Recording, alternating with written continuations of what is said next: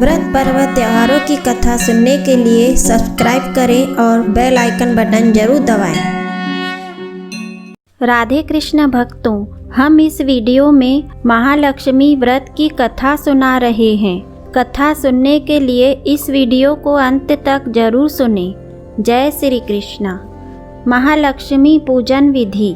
यह व्रत भादो सुदी अष्टमी से प्रारंभ होता है और 16 दिन तक अर्थात बदी अष्टमी तक किया जाता है। प्रथम अष्टमी के दिन प्रायः पूजन स्थान पुतवा लिपवा कर महालक्ष्मी जी की प्रतिमा को शुद्ध जल से नहलाकर चौक पुतवाकर चौकी पर समस्त सामग्री रखें और स्वयं स्नान कर पूजन करें, भोग लगावें तथा ध्यान पूर्वक कथा पढ़ें। दूसरे दिन से विधि के अनुसार पूजन करें। तत्पश्चात ब्राह्मणों को भोजन करा के अपना व्रत खोलें। पूजन सामग्री: लक्ष्मी जी की प्रतिमा, सिंदूर, केले के स्तंभ, पंचपल्लव, हल्दी, धूप, दीप, नैवेद्य, रोली, चावल, फल, फूल, माला, कपूर, चंदन, पान, कलावा, सुपारी, सूप, दूब, वस्त्र, आभूषण, 16 गांठों का सूत, कलश, लाल वस्त्र,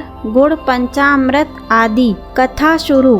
श्री महालक्ष्मी व्रत कथा प्रारंभ। एक समय धर्मराज युधिष्ठिर भगवान श्री कृष्ण से बोले, हे पुरुषोत्तम, खोए हुए मान सम्मान की पुनः प्राप्ति कराने वाला और पुत्र, आयु, सर्वैश्वर्य तथा मनोवांछित फल देने वाला कोई वृत्तांत मुझसे कहिए। श्री कृष्ण जी ने युधिष्ठिर से कहा, हे राजन, सतयुग के प्रारंभ में जब दैत्यराज वृत्रासुर ने देवताओं के स्वर्गलोक में प्रवेश किया था, तब यही प्रश्न इंद्र ने नारद मुनि से किया था। इंद्र के पूछने पर नारद ने तब इस प्रकार वर्णन किया। पूर्व काल में पुरंदरपुर नाम का एक अत्यंत रमणीय नगर था। वह नगर अर्थ, धर्म, काम, मोक्ष इन चारों पुरुषार्थों से युक्त होने के कारण संसार भर में प्रसिद्ध था।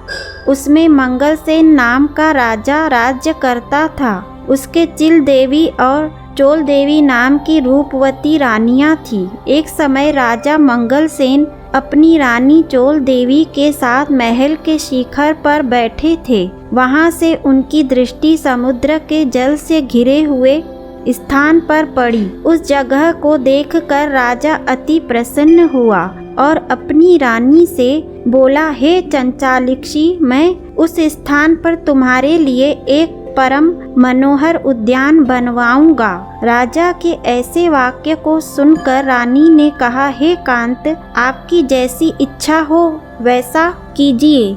राजा ने अपने विचार के अनुसार उसी स्थान पर एक सुंदर बगीचा बनवा दिया। वह बगीचा थोड़े दिनों में अनेक वृक्ष, लता, फूलों और पक्षी गणों से संपन्न हो गया। एक समय उस उद्यान में मेघ तुल्य काला वर्ण और चंचल नेत्रों से युक्त शूकर घुस आया। उसने आकर वृक्षों को तोड़ डाला और उद्यान को चौपट कर दिया। यही नहीं, उस शूकर ने बगीचे के कई रखवालों को मार डाला। तब उद्यान के रक्षक उससे भयभीत होकर राजा के पास गए और सब हाल कह सुनाया।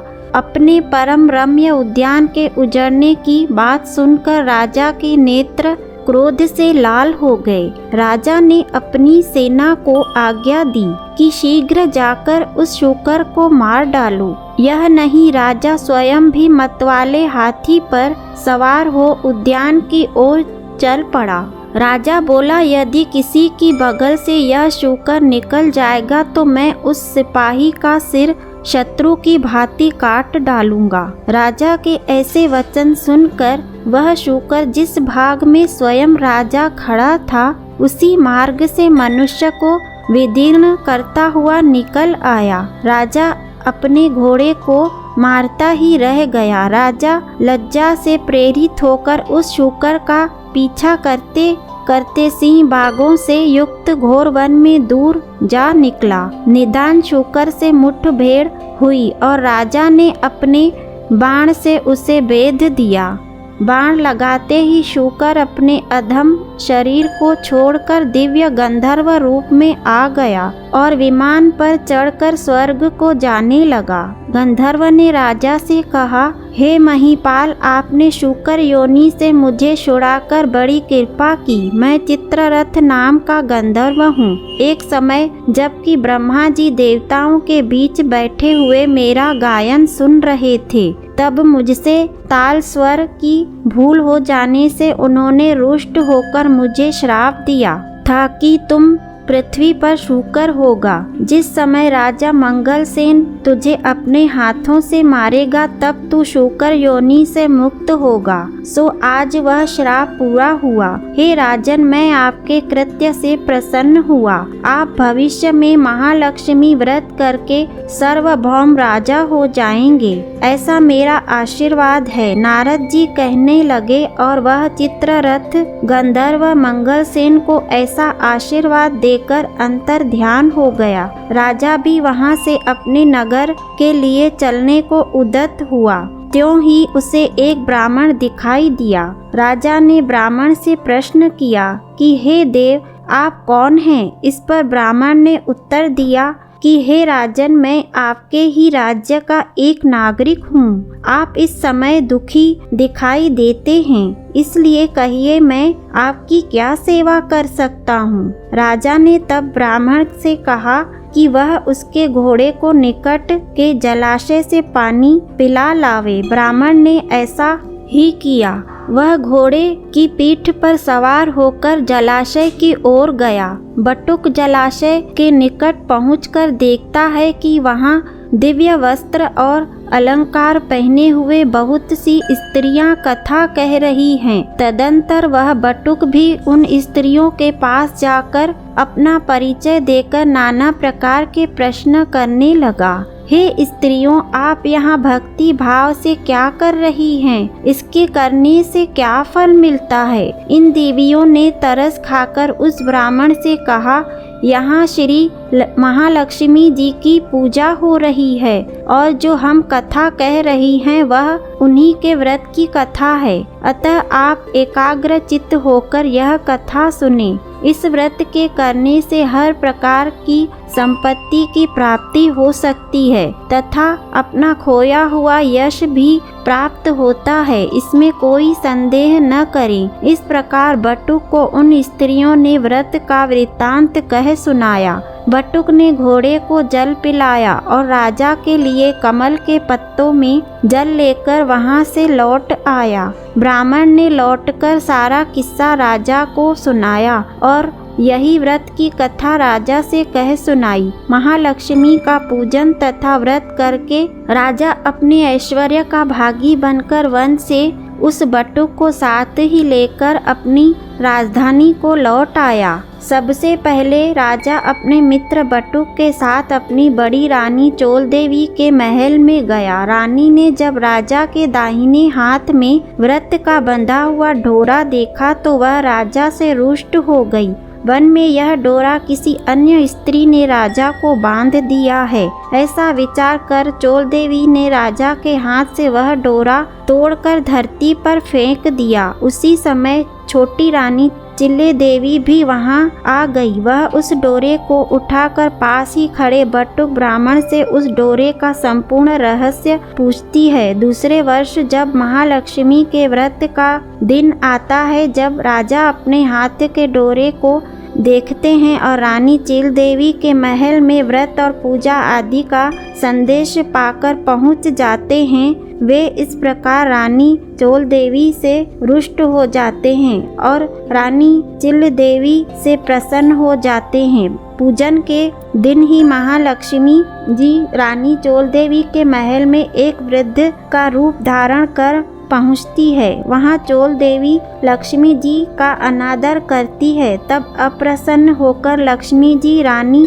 चोल देवी को श्राप देती है कि जा, तेरा मुख सुकरी जैसा हो जाएगा, तब तू अंगिरा ऋषि के आश्रम में जाएगी, तब वहाँ के कृत्य से तू अपना स्वरूप प्राप्त करेगी। इसके बाद लक्ष्मी जी रानी चिल देवी के महल में गई।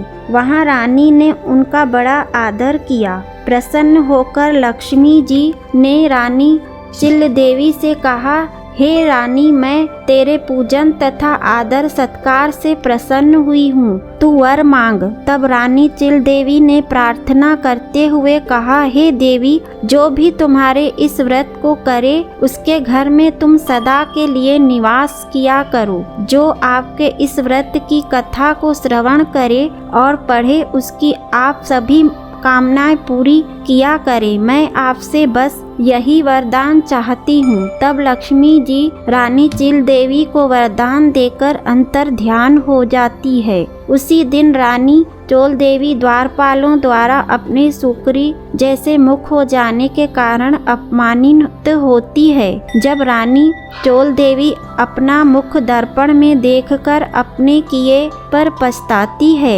लक्ष्मी जी के श्राप के अनुसार रानी चोल देवी अंगिरा ऋषि के कहने के अनुसार महालक्ष्मी व्रत करती है और अपना खोया हुआ स्वरूप प्राप्त करती है। ऋषि के आग्रह से राजा मंगलसेन अपनी बड़ी रानी को ग्रहण करता है। इस प्रकार मंगलसेन अपनी दोनों पत्नियों सहित बहुत वर्षों तक राज्य का सुख भोग किया। वह अपने समय का चक्रवर्ती राजा माना जाने लगा और उन्होंने बटुक ब्राह्मण को भी विशाल राज्य का मंत्री बना दिया। राजा मंगलसेन अपनी रानियों के निरंतर इस व्रत के करते रहने के कारण अंत में स्वर्ग को गए और आकाश में उन्हें श्रवण नक्षत्र का रूप प्राप्त हुआ। अंत में ऋषि नारद ने इंद्र से कहा, हे देवराज, जो भी इस व्रत को करेगा वह इस लोक में समस्त सुख भोग कर मोक्ष को प्राप्त करेगा। अतः तुम भी वृत्रासुर दैत्य का नाश करने हेतु इस व्रत को करो। जय श्री कृष्णा। अगर आपको कथा, पूजन विधि या पूजन सामग्री सुननी है तो कमेंट में ज़रूर बताएं। अगर आपको यह वीडियो अच्छा लगा तो इसे लाइक करें। राधे कृष्णा।